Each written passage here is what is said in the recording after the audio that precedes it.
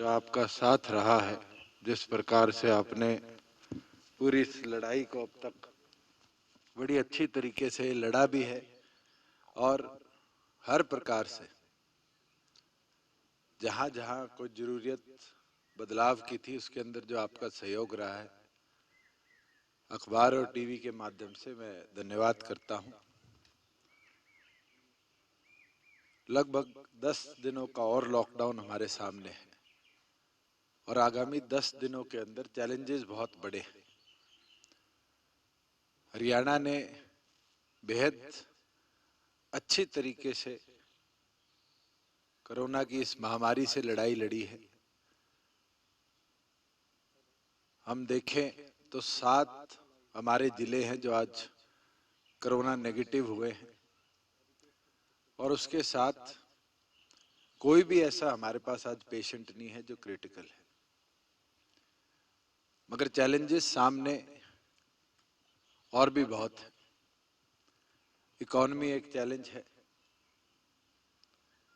Revenue अपने आप में एक चैलेंज है और उसके साथ साथ जो दिन प्रतिदिन की हमारी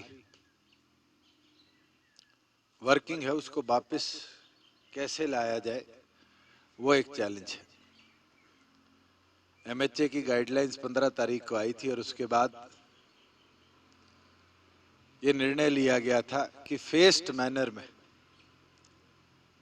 इंडस्ट्री को खोला जाएगा। 19 तारीख को हमारा पोर्टल पब्लिक हुआ था और उसके बाद हमारे पास अब तक 4350 के लगभग अलग अलग प्रकार की इंडस्ट्रीज ने एप्लीकेशन लगाई है, जिसके अंदर हमने एसेंशियल को तो जहां पहले परमिट कर रखा था वहां रेगुलर यूटिलाइजेशन के अंदर आने वाली इंडस्ट्री को भी देखते हुए लगभग 11,816 एम्प्लॉइज को पूरे हरियाणा के अंदर, खास तौर पर जो इन सेटू अपनी फैक्ट्रियों के अंदर एम्प्लॉइज को रखकर कार्य शुरू कर सकते हैं, परमिट किया है। हमारे पास लगभग 3700 अभी पेंडिंग एप्लीकेशंस है जिनके ऊपर रेगुलरली एसडीएम लेवल पर, एडीसी लेवल पर और डीसी लेवल पर कार्य चल रहा है।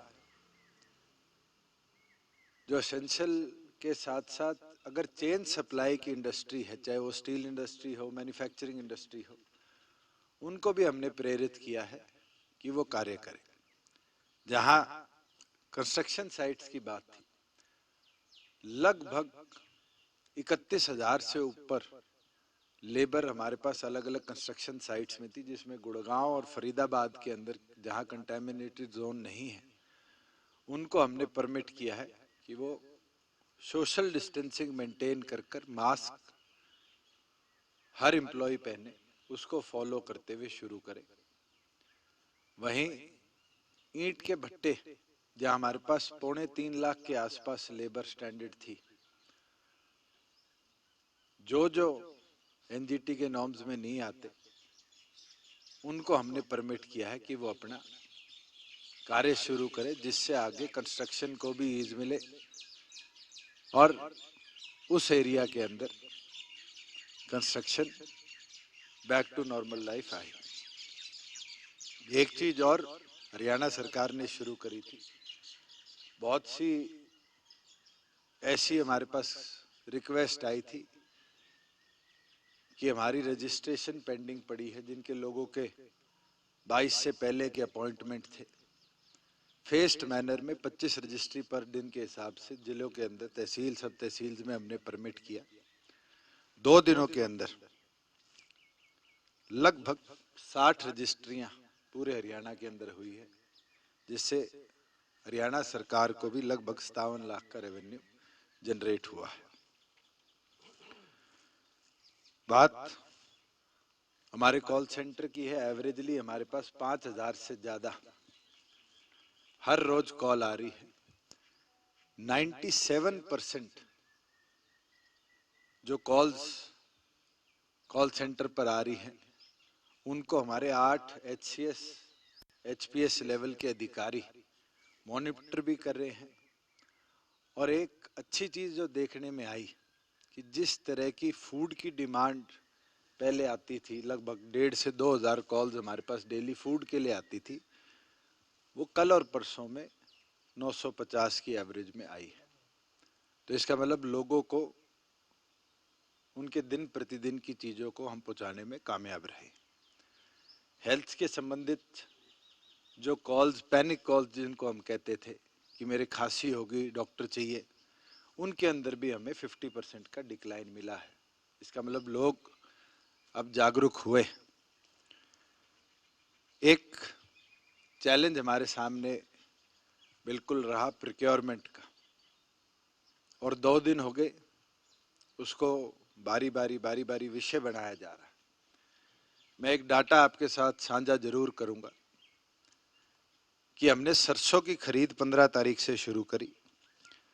सरसों के अंदर 58,000 ट्रालियां, जिनको हम गेट पासेस कहते हैं, हमारे कटे, और लगभग 1,56,000 मेट्रिक टन सरसों सरकार ने प्रोक्योर करी है। हमारा ये मानना है कि अगले 15 से 20 दिन के अंदर हम लगभग 80% से ऊपर हमारे किसानों की सरसों को प्रोक्योर कर पाएंगे। गेहूं जो पिछले 2 दिनों से प्रोक्योर होनी शुरू हुई है, इसके अंदर पहले दिन में आप लोगों ने भी रिपोर्ट करी है 94,000 मेट्रिक टन गेहूं मंडियों के अंदर आई, गेट पासेस कटे और प्रोक्योरमेंट शुरू हुई। कल वो आंकड़ा शाम तक 2,80,000 मेट्रिक टन से भी ऊपर रिकॉर्ड हुआ। बहुत से लोग बारी बारी ये कह रहे हैं कि इसके अंदर सरकार का फेलियर रहा है। 2 ही ऐसे प्रदेश है, हरियाणा और पंजाब, जिसमें इतनी बड़ी मात्रा में गेहूं की प्रोक्योरमेंट चलती है। पंजाब का जो मैंने आंकड़ा, क्योंकि पंजाब में एक सिंगल एजेंसी प्रोक्योरमेंट करती है, उनसे मंगाया, तो पहले दिन के अंदर केवल मात्र 3,119 मेट्रिक टन प्रोक्योरमेंट हुई और दूसरे दिन के अंदर 39,196 मेट्रिक टन प्रोक्योर हुई। तो कुल मिलाकर 42,200 के लगभग मेट्रिक टन पंजाब के अंदर 2 दिनों में प्रोक्योर हुई, जबकि हरियाणा ने 2,82,000 के लगभग प्रोक्योरमेंट करी। तो अपने आप में दिखाता है कि हमारे आड़ती, हमारे किसान मिलकर सोशल डिस्टेंसिंग को मेंटेन कर कर इस प्रोक्योरमेंट प्रोसेस के अंदर सरकार का पूरा सहयोग दे रहे हैं। कई मंडियों के अंदर ये समस्या भी आई कि वहां पर स्ट्राइक चली है। हमने सभी लोगों से आग्रह किया है कि ये टाइम स्ट्राइक का नहीं है, ये टाइम मिलकर इस कोरोना की लड़ाई से भी लड़ने का और किसान के एक एक दाने का पैसा किसान को मिले उसका भी। इसके अंदर कई समस्या आड़ती भाइयों की थी कि हमारे पुराने खाते ऑपरेट किए जाए। सरकार ने इस महामारी को देखते हुए उसको भी माना। हमने तो आड़तियों से ये भी आग्रह किया है कि अगर आपका कोई फार्मर है जो आपके साथ रजिस्टर्ड है और आपकी मंडी कहीं एलोकेटेड है और चाहते हैं कि उसी की प्रोक्योरमेंट आप करें, तो उसकी भी लिखित में मार्केट सेक्रेटरी से लिस्ट हमें उपलब्ध करा दे कि हम एसएमएस की जो सुविधा से किसान को बुलाया जाता है, उसका एक ही कारण है कि किसान को मंडी में तो बुलाया जाए मगर नंबर्स को रिस्ट्रिक्ट किया जाए।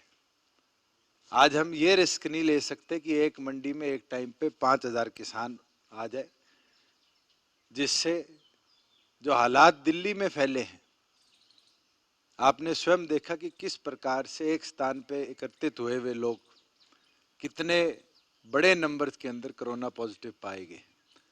आपने स्वयं देखा कि महाराष्ट्र के अंदर किस तरीके से 100 से भी ऊपर पत्रकार इससे इफेक्टेड पाए गए। धारावी जैसी जगह जो कितनी हाईली पॉपुलेटेड है, आज वहां डेथ रेट कितना बढ़ चुका है। अमेरिका जो अपने आप को सुपर पावर मानती थी, आज पिछले 24 घंटे में 2500 लोग उस अमेरिका के अंदर अपनी जान खो चुके कोरोना की इस महामारी से। इसलिए हमारा प्रयास है कि सोशल डिस्टेंसिंग मेंटेन रहे, कम मात्रा में लोग एकत्रित हो, उसको देखते हुए प्रोक्योरमेंट प्रोसेस को हम प्रॉपरली आगे ले पाए। इसके लिए मैं बधाई दूंगा हमारे सेल्फ हेल्प ग्रुप्स को, जिनने फार्मर की, किसान की सेफ्टी के लिए 13 लाख मास्क 3 प्लाई जो घर में बनते हैं वो बनाकर मार्केटिंग बोर्ड के माध्यम से हर मंडी में उपलब्ध कराए हैं कि फार्मर भी मास्क की व्यवस्था का उपयोग करे। वहीं सैनिटाइजेशन के लिए किसानों द्वारा भी अपने स्प्रे पंप्स और साथ में होंडा ने भी CSR के माध्यम से हर ब्लॉक में एक पंप फ्यूमिकेशन के लिए ट्रॉलियों की भिजवाने का काम किया है, जिससे ट्रॉलियों को बारी बारी सैनिटाइज किया जाए। मगर आपके माध्यम से मैं तमाम किसानों को भी, आड़तियों को भी एक ही चीज कहना चाहूँगा कि हम आपका एक एक दाना प्रोक्योर करने का काम करेंगे। अगर मैं पार्लियामेंट के अंदर किसान के ट्रैक्टर की लड़ाई लगता हुआ ट्रैक्टर ले जा सकता, अगर जरूरत पड़ी तो उसी ट्रैक्टर के साथ थारी ट्राली लाकर भी एक एक दाना परचेज करूंगा। टाइम जरूर लग सकता है, और इस महामारी के अंदर किसान भी इस बात को समझ रहा है कि अगर 2-4 दिन लेट भी प्रोक्योरमेंट होगी तो भी उसका सरकार एक एक दाना खरीदेगी। और हमारा प्रयास है कि उसकी प्रोक्योरमेंट के 2 दिन के अंदर उसका पैसा आड़ती के पास भेजा जाएगा और 3 दिन के अंदर किसान के खाते में उसका पैसा डलवाने का हम काम करेंगे। मैं आपको एक एग्जाम्पल जरूर शेयर करना चाहूँगा। मैंने प्रयास किया, जब हमने नंबर ऑफ मंडीज बढ़ाने का कार्य किया तो मार्केटिंग बोर्ड ने और तमाम एजेंसीज ने मिलकर किसानों से भी, आड़तियों से भी ऑप्शन मांगा कि आपके यहाँ कोई पक्के मैदान हो, कोई मिल हो, जहाँ व्यवस्था है किसान का मौसम खराबे की वजह से भी फसल में नुकसान ना हो। तो हमने कुरुक्षेत्र का एक चार्ट बनाया है, मैं आपके साथ शेयर कर लूँ। अगर आप देखेंगे तो पूरे कुरुक्षेत्र के अंदर मंडियाँ किस तरीके से हमने स्प्रेड अवे करी है, और यही प्रयास है कि इसको इतना फैलाने का कि किसी किसान को अपने घर से 10-12 किलोमीटर से दूर मंडी के अंदर या किसी परचेज सेंटर के अंदर अपनी फसल को जाके घेरना ना पड़े। हमारा ये प्रयास है कि हम अगले महीने के अंदर अंदर जो 90 लाख के आसपास पिछले साल मैट्रिक टन प्रोक्योरमेंट हुई थी, उसी प्रकार से हरियाणा के किसानों की आड़ती भाइयों के साथ मिलकर क्रॉप का एक एक दाना हम परचेज करेंगे। और मैं उम्मीद करता हूं आपके माध्यम से तमाम किसान भी, आड़ती भाई भी मिलकर इस प्रोक्योरमेंट प्रोसेस में हमारा साथ देने का काम करें। एक कल जरूर विषय मेरे सामने आया था, मैं साझा करूंगा। बारी बारी एक विषय उठ रहा है बूट लेगिंग का, इलीगल सेल ऑफ लिकर का। हमारे द्वारा एक्साइज महकमे द्वारा अलग अलग प्रदेश के वेयर हाउसेज में, डिस्टिलरीज के अंदर, और साथ साथ जो जो ठेके 26 तारीख से बंद हुए थे, 442 रेड कंडक्ट हुई हैं। पुलिस द्वारा 1200 से अधिक वाहन या लोग शराब बेचते हुए पकड़े गए हैं, जिसके ऊपर 1200 से अधिक FIR हुई है। लगभग 1,60,000 से ऊपर अवैध शराब की बोतलें, जिसमें इंग्लिश भी, देसी भी, प्रदेश के अलग अलग कोनों में पकड़ी गई है। मगर एक विषय जरूर रिस्क का सामने आया है कि प्रदेश के अंदर 10,000 लीटर से ज्यादा लाहन पकड़ी गई है, जो कि अपने आप में खतरे की एक घंटी है, एक बहुत बड़ा रिस्क फैक्टर है।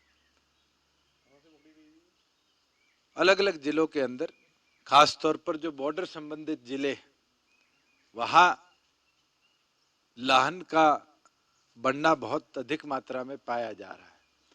उन लोगों को अरेस्ट भी पुलिस महकमे ने किया है, उनकी एफआईआर भी हुई है, और निरंतर हमने भी बारी बारी वार्निंग दी। और मैं जरूर ये कहूंगा कि अगर जरूरियात पड़ी तो जो स्टॉक 31 तारीख को, 26 तारीख को और 12 तारीख को हमने लिया, उसके अंदर हमने 12 लोगों को नोटिस ऑलरेडी इशू कर दिया है, जिनके स्टॉक की मात्रा कम पाई गई है।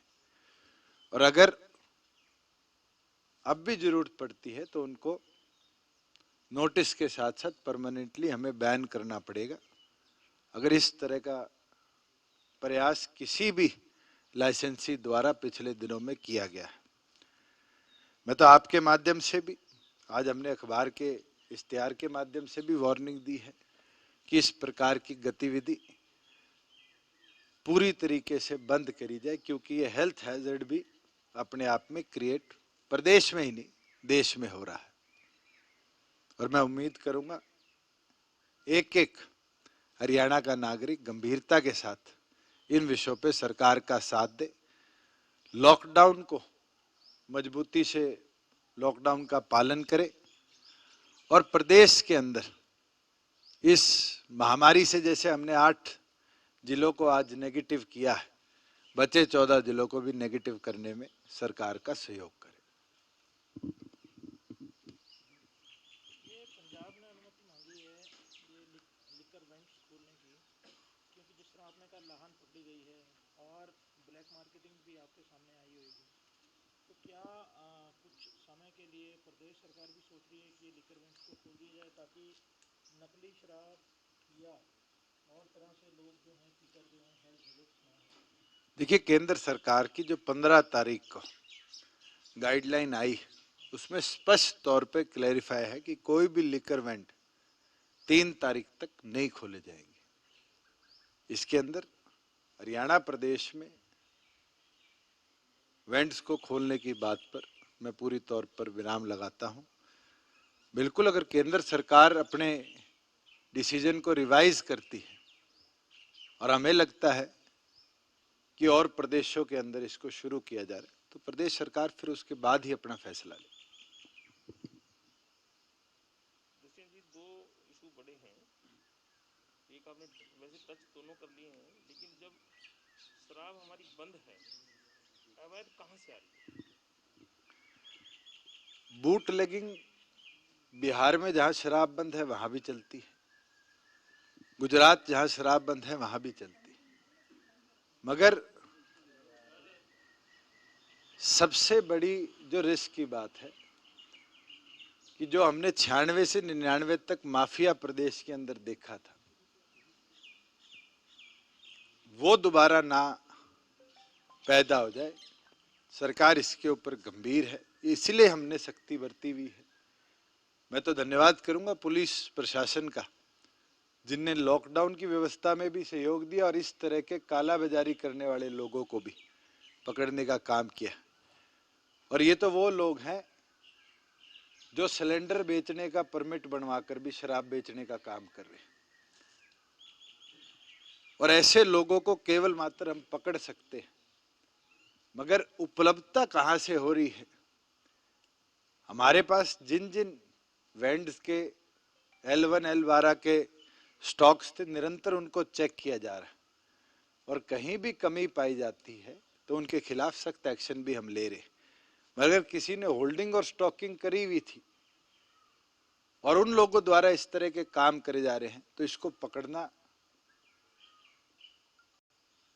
बड़ा इम्पॉसिबल सा हो जाता है, क्योंकि फिर आपको एक एक के घर की इंस्पेक्शन लेनी पड़ेगी। और इस व्यवस्था पे आज हमारे पास इतना पुलिस प्रशासन और मैन पावर नहीं है जो हेल्थ टीम्स के साथ जाकर भी इंस्पेक्ट करे, नाकों पर भी बैठे, फ्लैग मार्चेस भी करे, और अब एक नया प्रयोग हमें करना पड़े, मैं इतना ही कह सकता हूँ, it is not the right time, मगर हम सख्ती के साथ इसके ऊपर अपनी कार्रवाई को जारी रखें। गहराई से थोड़ा ये जानना चाहता हूँ कि काम पुलिस काम बहुत अच्छा कर रही है, आपका डिपार्टमेंट भी एक्साइज एक्शन में काम कर रहा है।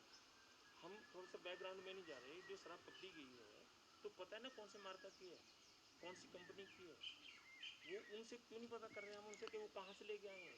मैं तो कह रहा हूँ कि एट सोर्स क्यों नहीं जा रहा? अभी तो पकड़ा जा रहा जो जो पकड़ी गई है उनके बैच नंबर्स को मैच किया जाता है, उनके सेल परचेज को मॉनिटर किया जाता है। मगर जो 2019 की प्रोडक्शन की है, आज उसकी प्रोक्योरमेंट, उसकी डिस्ट्रीब्यूशन को मॉनिटर करना मुश्किल है। 2020 के मार्च के बाद की अगर प्रोडक्शन की पाई जाती है तो मुकदमा फिर जो डिस्टिलर्स हैं उनके विरुद्ध हम करने का काम करेंगे। ये सारा 2019 जो हड़ताल किए हुए हैं और अभी भी खरीद नहीं हो रही जिन जिलों के अंदर, तो क्या कोई और साधन से वो खरीद करवा रहे हैं? मैं तो एक चीज कह सकता हूं कि उनकी मांगों को सरकार ने निरंतर माना है। उनकी एक समस्या थी कि इस महामारी के अंदर हम नए खाते कैसे खोलेंगे, हमने उनको पुराने खाते ऑपरेट करने को परमिट कर दिया। मगर किसान को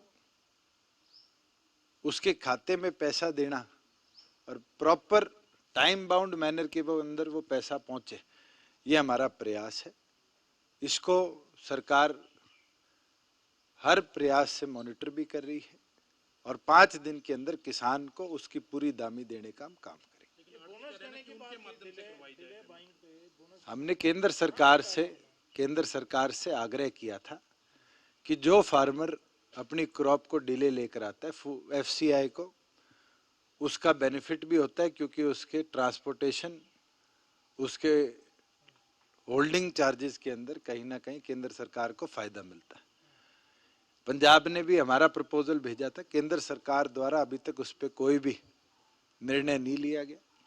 आगे अगर कोई आता है तो उसका बेनिफिट हम ट्रांसफर करने का काम करेंगे। हरियाणा अपने पास से कोई बेनिफिट नहीं देगा आज के दिन तो किसी भी प्रदेश के अंदर, केवल मात्र हरियाणा ही नहीं, स्पष्ट शब्दों में कह दूं, रेवेन्यू सोर्स नेगेटिव है। ये आप सबको भी समझना पड़ेगा, चाहे रिसीप्ट्स ट्रांसपोर्टेशन की हो, चाहे रिसीप्ट्स रेवेन्यू की हो, चाहे रिसीप्ट्स पावर की हो, चाहे रिसीप्ट्स एक्साइज की हो, चाहे जीएसटी की हो, हर प्रकार का उद्योग बंद है। किसान भी आज जानता है, हम सब भी जानते हैं कि प्रदेशों को बैक टू नॉर्मल लाने में भी कितना टाइम भी लगेगा और जोर भी लगेगा। और उसके अंदर हम तो केंद्र सरकार से भी आग्रह कर रहे हैं कि जिस प्रकार से उनने लेबर के लिए आज उनने फार्मर को 2-2 हजार रुपया अप्रैल के अंदर देने का काम किया, बैक टू नॉर्मल लाने के लिए भी केंद्र सरकार इस पे निर्णय लेने का काम करे। आपने ये कहा ना कि स्पष्ट तौर पे हरियाणा का नेगेटिव रेवेन्यू है, रिसोर्स, हम किसान को हरियाणा की तरफ से कोई पैसा नहीं देंगे। किसान के दाने का 1925 रुपया जो उसका हक है, 2.5% आड़त जो हमारे आड़ती भाई लेते हैं, जो कि सिर्फ गेहूं की लगभग 450 करोड़ के आसपास है, उसमें 1 रुपए की भी कटौती नहीं करी जाएगी। 22,000 करोड़ रुपया तो किसान का और लगभग 350 करोड़ रुपया आड़ती का हम दूसरे दिन ही, जैसे ही गोदाउनों में गेहूं पहुंचेगी उनके खाते में ट्रांसफर करेंगे, उसको 1 सेकंड भी नहीं रोका जाएगा।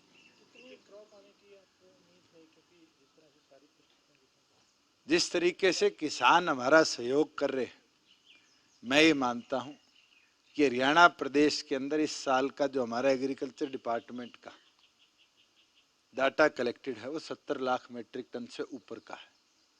और अगर हम फेस्ड मैनर में, जिस तरीके से 1 लाख के लगभग मेट्रिक टन पहले दिन आई, 2 लाख के लगभग मेट्रिक टन दूसरे दिन आई, हमारी average 2-2.5 lakh metric ton daily की प्रोक्योरमेंट रहती है। ये पिछले 5 सालों का हमने डाटा एनालाइज किया है। उनको टाइम बाउंड मैनर के अंदर हम परचेज भी करेंगे और मुझे उम्मीद है कि 70 लाख मेट्रिक टन से ज़्यादा हरियाणा के किसान की गेहूं हरियाणा की अलग अलग मंडियों में आएगी। पिछले जैसे 90+ था, तो कहीं 30 लाख मीट्रिक टन कम होने की क्या वजह है? क्या खराबा इसकी वजह है या दूसरे स्टेट इसकी? देखिए, कई जगह स्पेशल गिरदावरी भी करी गई है, अलग अलग फेस्ड मैनर में किसान को उनका मुआवजा भी दिया गया है। बिल्कुल एक फैक्टर, क्योंकि इंटर स्टेट बॉर्डर सील्ड है, वो भी एक कारण रहेगा। मगर हरियाणा प्रदेश के किसान का एक एक कणक का दाना हम खरीदने का काम। चीन की एक चीज सामने आई है कि जो रैपिड टेस्टिंग किट्स थी उनके लिए डबल पैसे वसूल रहा था और वो इफेक्टिव भी नहीं, जिस तरह से राजस्थान में देखने को मिला है। हरियाणा सरकार ने 1 लाख किट्स का कोई ऑर्डर कैंसिल किया है, और क्या कहेंगे आप जिस तरह से डबल रेट्स जो है वो चीजों के वसूल रहा है? देखिए, चीन की किट्स हमारे पास आई नहीं आई, इसका तो निर्णय और इसकी रिपोर्ट तो हेल्थ विभाग आपको बेहतर दे पाएगा। मगर मेरे सामने एक विषय आया था कोरियन एम्बेसी द्वारा कि उनकी एक कंपनी मानेसर के अंदर स्थित है जो कोरिया की जो रैपिड टेस्टिंग किट है उसकी प्रोडक्शन मानेसर के अंदर शुरू करना चाहती है। उसको हमने परमिट करने का काम किया है कि हमारे देश के अंदर भी अगर उपलब्धता हो तो रैपिड टेस्टिंग किट हम यहाँ उपलब्ध कराएं कि एटलीस्ट हमारे देश की डिमांड को हरियाणा की धरती से हम फुलफिल कर पाए। तो मानक आपके ध्यान में है कि कितने की किट पड़ेगी, क्या चाइना से सस्ती है और हमने लेना शुरू कर दिया उनसे? देखिए, अभी तो उनको कल परमिशन दी है, प्रोडक्शन जैसे ही शुरू होगी उसके बाद टेंडरिंग प्रोसेस के माध्यम से उसकी प्रोक्योरमेंट करी जाएगी। जो इंटरनेशनल प्रोक्योरमेंट हुई उसके अंदर जितना सप्लाई हमारे पास आया है और जो आंकड़े मेरे पास है वो यही है कि केंद्र सरकार द्वारा उसको प्रोक्योर कर कर अलग अलग विभिन्न स्टेटों को दिया गया है। हमारी ओर से भी जो प्रोक्योरमेंट करी गई है वो भी केंद्र सरकार के रेट्स के ऊपर ही करी गई। एग्जैक्ट रेट्स की बात पे मैं चाहूंगा हेल्थ विभाग से आप उसकी जानकारी। ये जो विषय अभी आपने थोड़ा बताया, बीच में रह गया हमारा, जब आपने इतना ओपनली कह दिया, आड़तियों को भी कह दिया कि भी आपके माध्यम से किसानों की पेमेंट होगी, किसानों को भी कह दिया 3 दिन में आपकी पेमेंट आ जाएगी, तो फिर आड़ती अभी भी अड़े क्यों बैठे हैं? वो विषय क्या है जिसको आप नकेल नहीं कर पा रहे? देखो, नकेल कसने का समय नहीं, आज इस महामारी में लड़ने का समय नहीं, हमें एक दूसरे का सहयोग करना पड़ेगा। किसान तैयार है, मैं तो स्वयं 8 मंडियों का दौरा सरसों के लिए समय पर कर आया था और मेरी किसानों से भी आड़तियों से भी उस समय चर्चा हुई। एक विषय बारी बारी बनाया जा रहा है कि सरकार पुराना पैटर्न अपनाए। पिछले साल और इस साल के पैटर्न में कोई अंतर नहीं है। भ्रमित कर कर अगर किसान को रोका जा रहा है, अगर हमें जरूरत पड़ेगी तो हम स्वयं प्रोक्योरमेंट प्रोसेस को चलाएंगे, मगर किसान के दाने को कहीं रुकने नहीं देंगे। मैं तो उन आड़ती भाइयों का आभार प्रकट करता हूं। मेरे पास कल एक 57-77 रजिस्टर्ड किसान है निर्मल यमुनानगर का, वो 100 क्विंटल गेहूं लेकर अपनी ट्राली में गया और उसकी 1 मिनट में 100 के 100 क्विंटल की प्रोक्योरमेंट हुई। इसी प्रकार से अलग अलग जिलों के अंदर कोई पाबंदी किसी किसान की फसल पर नहीं है। अगर मैं फार्मर हूं, मुझे भी पता है 20 क्विंटल 1 एकड़ में एवरेज औसतन आ रही है, 5 एकड़ के अंदर 100 क्विंटल हो जाती है। कोई सरकार की ओर से प्रतिबंध नहीं है, 1 ट्राली लाए, 2 ट्राली लाए, 3 ट्राली लाए, प्रत्येक दाना उस किसान का जिस दिन उसको बुलाया गया है, जिस प्रक्रिया सेंटर पर उसको बुलाया गया है उस पर परचेज किया जाएगा। और इसके लिए मैं उन किसानों से भी आग्रह करूंगा, आप अन्नदाता हो, आपके हम आभारी हैं। जब मेडिकल इक्विपमेंट के, सैनिटाइजर्स के, मास्क के लोगों ने प्राइस को इन्फ्लेट कर दिया, आज आपकी बदौलत है कि हिंदुस्तान में 1 लीटर दूध का नहीं बढ़ा, 1 रुपया प्रति लीटर दूध का नहीं बढ़ा। आज आपकी बदौलत है कि सब्जी का रेट आप लोगों ने इस महामारी में भी 1 रुपया किलो बढ़ाने का काम नहीं किया। इस महामारी में जितना आपका योगदान है उसके बदले आपसे इतना ही सहयोग माना जाता है कि जिस दिन आपको जिस प्रोक्योरमेंट सेंटर पर बुलाया जाएगा, लोग तो हमारे 477 प्रोक्योरमेंट सेंटर को जब 3 गुना किया हमने, उस पर भी सवालिया निशान लगा रहे थे। मगर आप स्वयं बताइए कितने सक्सेसफुली आज आड़तियों की मदद से हम उनको रन कर पा रहे हैं। और सरकार गंभीर है कि फार्मर का एक एक दाना आड़तियों की मदद के साथ हम प्रोक्योर करें। अगर आड़ती नहीं खरीदेंगे तो सरकार की एजेंसी खरीदेगी, ये कहना चाह रहे हैं ना? मैं तो ये आग्रह करूंगा कि जहां कहीं दिक्कत आ रही है तो एजेंसी खरीद करे। अगर आप सुरेंद्र जी जाके कच्ची आड़त का लाइसेंस लेकर प्रोक्योरमेंट शुरू करेंगे तो 2.5% प्रोक्योरमेंट का हम आपके खाते में डालेंगे। हम तो हरियाणा के युवा को रोजगार दे देंगे कि आप प्रोक्योरमेंट में हमारा सहयोग करें। बिल्कुल, जहां कहीं अगर हमें प्रोक्योरमेंट सेंटर पर यह लगता है कि हमारे पास कोई प्रोक्योरमेंट के अंदर लोगों की कमी है, तो हम परमिट कर रहे हैं कि आप लोग भी इस प्रोसेस को शुरू कर सकते हैं। अब सरसों की जो खरीद हो रही है वो सरसों मंडी में नहीं जा रही है, बाहर जो मिले हैं सीधी ट्रक उनमें उतर रहे हैं, तो मार्केट चीज की चोरी हो रही है। ये दादरी में, भिवानी में, इधर सारी जगह कोई रेट पड़वाएंगे? देखिए, हमारे पास सरसों के एक एक फार्मर की रजिस्ट्रेशन है। अगर कहीं भी इस तरह की समस्या आएगी जहां कोई मार्केट फीस की चोरी कर रहा है, प्रोक्योरमेंट प्रोसेस को बाईपास कर रहा है, तो जो एक्शन मार्केट कमेटी ने लेने, एग्रीकल्चर विभाग ने लेने हैं, वो स्वयं अपने आप लेने का काम करें। एक थोड़ा आपका इशू है जो आपने शुरू में चर्चा किया था, जो आर्थिक गतिविधियां शुरू करवाई हैं। अभी हमने कितने जिलों में ये स्टार्ट किया है, या कंटेनमेंट जोन जो जिले के अंदर बना हुआ है उसमें किया है? ये थोड़ी क्लैरिटी आप कर दें तो ज़्यादा अच्छा है। और इंडस्ट्रियल व्यू पॉइंट से लंबा जवाब आएगा आपका। हमने इसको सीमित क्यों किया कि पहले और पहले का हम 25% देंगे, हम 50% देंगे, हम 33% परमिट देंगे, जो 19 तारीख का ऑर्डर जो आपका, इसको थोड़ा क्लैरिफाई करें। मैं आपको जरूर इस पे बताऊंगा कि इंडस्ट्रियल गतिविधि को खोलने के लिए 4 निर्णय लिए गए। एक, जो इंडस्ट्री 5 लोगों से कम ऑपरेट होती है उसको बीडीपीओ परमिट कर सकता है, उसके लेवल पर एक कमेटी बनाई गई है, क्योंकि उसके अंदर अपने आप ही सोशल डिस्टेंसिंग मेंटेन होती है। आटा चक्की हो, कोई आ रहा है, इस प्रकार की गतिविधि जहां कम से कम 5 से 10 फीट का डिफरेंस एक एम्प्लॉय से दूसरे एम्प्लॉय के अंदर होता है। दूसरी इंडस्ट्री है जिसमें 5 से 25 एम्प्लॉय है, उसको एसडीएम डीएसपी लेवल की एक कमेटी बनाई गई है जो मॉनिटर करेगी। तीसरा लेवल है जो एमएसएमई हम बोलते हैं, जहां 200 तक एम्प्लॉयज हैं 25 से। उसके अंदर क्योंकि स्टिचिंग का काम बड़ी क्लोजली किया जाता है, अगर हम एक एक फुट पे एम्प्लॉयज को बैठाएं और किसी तरह से कोरोना का स्प्रेडिंग वहां शुरू हो जाती है तो एक दिक्कत हमें देखने में आएगी। और तीसरा जो डीसी लेवल पर किया गया है, जो हैवी इंडस्ट्री है, 200 से ऊपर लोग हैं, बड़ी इंडस्ट्री है। एक एग्जांपल आपको दूं कि एक रनिंग चेन इंडस्ट्री मेरे सामने आई, स्टील की है।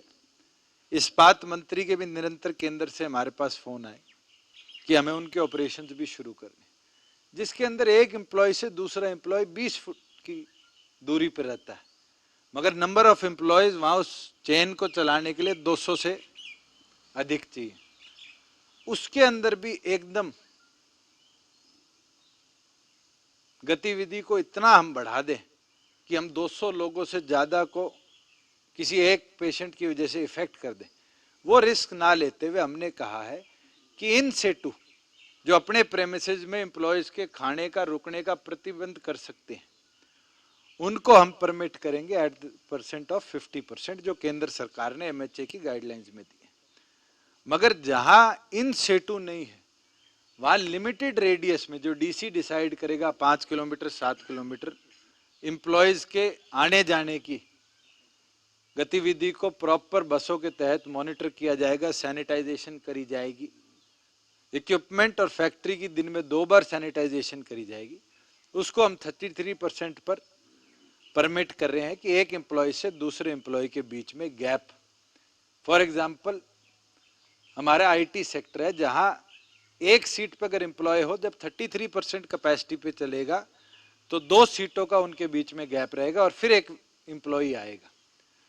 बिल्कुल अगर 3 तारीख के बाद ऐसी इंडस्ट्री में हमें कोई भी कोरोना संबंधित जानकारी नहीं मिलती तो हम उसको बढ़ाकर 50% तक करेंगे, मगर फेस्ड मैनर में करेंगे, जिससे हमारी इंडस्ट्री भी बैक टू लाइफ आए और कोरोना की जो लड़ाई को हम 1 महीने से लड़ रहे हैं इसको भी कहीं ना कहीं हम रोक पाए, हरियाणा को कोरोना मुक्त कर पाए। आपने स्वयं देखा होगा कि percentage of corona negative cases जो हुए हैं हिंदुस्तान में, सबसे बड़ा और सबसे अच्छा काम हरियाणा प्रदेश में हुआ। डबलिंग ऑफ कोरोना पेशेंट्स की जहां बात करी जाए, कई प्रदेशों में तो रात रात में हो रहे और हमारे उसको सप्ताह से ज्यादा लग रहा।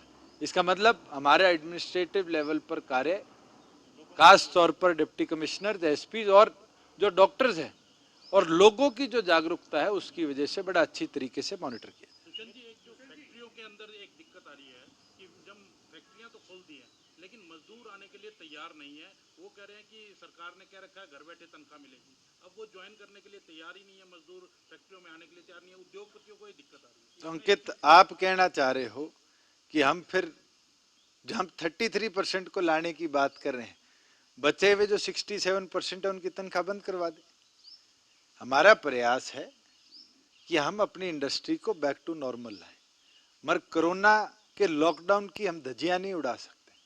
लोगों को जागरूक होकर इसको फॉलो करना पड़ेगा। बिल्कुल चैलेंजेस केवल मात्र सरकार के सामने नहीं है, इंडस्ट्री के सामने भी बहुत बड़ा चैलेंज है। और सबसे बड़ी बात जो है कि 130 करोड़ की आबादी आज स्टैंड स्टिल पे सिर्फ इस कोरोना की लड़ाई की वजह से बैठी है। हमें तो आभार प्रकट करना चाहिए एक एक नागरिक का, जिसने गंभीरता के साथ इस देश के अंदर कोरोना की इस महामारी से लड़ाई लड़ी। जी, इसमें एक सवाल मैं जोड़ना चाहूंगा।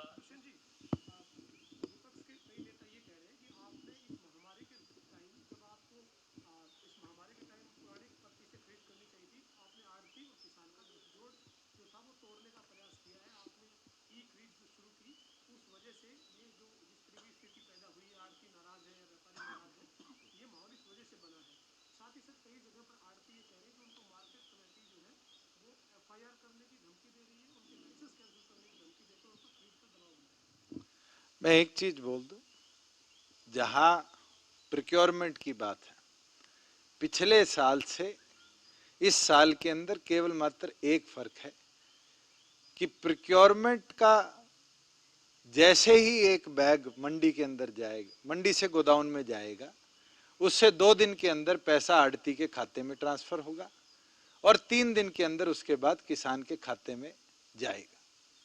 पुराने खाते हैं, पहले भी उसी प्रणाली से करी जाती थी। विपक्ष ने तो लॉकडाउन की धज्जियां उड़ानी शुरू कर दी और जिस प्रकार से भाषण शुरू हो चुके हैं, रैलियां शुरू हो चुकी है, मुझे नहीं लगता कि हमें बोलने की जरूरत है। हरियाणा का एक एक नागरिक इसको समझता है। ये विश्वास किसान का भी सरकार पे है कि अगर हम 3 लाख मेट्रिक टन के लगभग 2,82,000 मेट्रिक टन 2 दिनों में प्रोक्योर कर सकते हैं। टाइम जरूर लग सकता है, मगर किसान का एक एक दाना हम पूरी तौर पर प्रोक्योर करेंगे।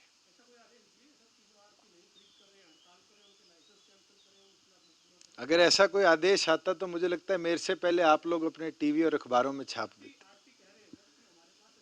मैं विश्वास दिला सकता हूं कि किसी तरीके से भी फार्मर को और आड़ती को किसी तरीके से भी तंग नहीं किया जाए। सर, जो इंडस्ट्रीज है, खासतौर से हम गुरुग्राम फरीदाबाद की अगर हम बात करें, ज़्यादातर वहीं पे कंटेनमेंट जोन भी वहीं पर है, इसलिए उनको अलाउ भी नहीं किया जा रहा। लेकिन जो इंडस्ट्रीज चलाने वाले लोग हैं, अब उनके सामने ये चैलेंजेस है कि 1 महीने की सैलरी वो पहले दे चुके हैं बैठी हुई लेबर को, अब वो कह रहे हैं कि हमारे पास पैसा नहीं है कि हम अगले महीने की सैलरी भी इस तरीके से बैठी हुई है। देखो, जहां कंटेनमेंट जोन है वहां रिस्क ज्यादा है और day to day containment zones को मॉनिटर किया जाता है एक एक पेशेंट को, और खास तौर पर हमारी जो कमेटियां एएनएम्स की बनी है वो जाकर भी वहां पर सर्वे कर रही है। रिस्क फैक्टर को कम किया जाए, इसलिए ये निर्णय लिया गया है। अगर 3 तारीख तक 7 जिलों से बढ़कर हम 15 जिले 16 जिलों के अंदर कोरोना नेगेटिव होते तो अपने आप इंडस्ट्री जो नॉन कंटेमिनेटेड एरियाज है, और आप गुरुग्राम की जहां बात कर रहे हैं, मानेसर कंटेनमेंट जोन में नहीं आता। मानेसर की इंडस्ट्रीज को हमने परमिट किया। फरीदाबाद के अंदर बल्लभगढ़ कंटेनमेंट जोन में नहीं आता, उनको हमने परमिट किया। कंटेनमेंट जोन जिला नहीं है, ब्लॉक नहीं है, कंटेनमेंट जोन एरिया है जिसको डिप्टी कमिश्नर नोटिफाई करते हैं और उसको लॉकडाउन करते हैं।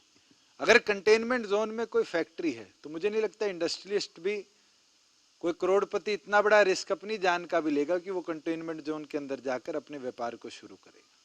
मगर जहां सैलरीज की बात आ रही है, एक चैलेंज है, चैलेंज पूरी दुनिया के आगे सारी जगह, और पिछले महीने के अंदर इंडस्ट्री ने हमारा बहुत सहयोग दिया है।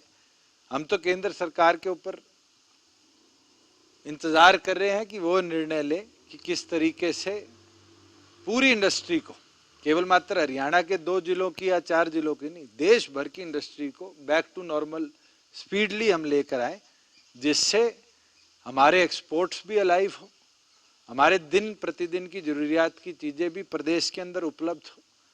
आज बात करते हैं कि जैसे कूलर है, गर्मी आ रही है, हर आदमी के जीवन के अंदर है। आज किताबें, हमें नोटिफाई करना पड़ा केंद्र के ऑर्डर के बाद कि किताबों की दुकानें नहीं खुलेगी, मगर हमने जितनी ऑनलाइन सपोर्ट की ई ट्रेड की वेबसाइट है उनसे आग्रह किया है कि छोटा दुकानदार भी उनके साथ टाई अप करे और इंटरनेट की मदद के साथ स्टेशनरी को प्रॉपर उपलब्ध कराने का काम करे। मेरा सवाल तो ये था, जो हुंडी मेरी फंसी हुई है, आपने 33% 50% तो मैंने ही पढ़ दिया था। ये मैं वैसे बता दूंगा आपको। जो नंबर ऑफ आवेदन है वो कम क्यों किया नहीं जाता है? पहले पाव का दार क्यों रखा, जितने अप्लाई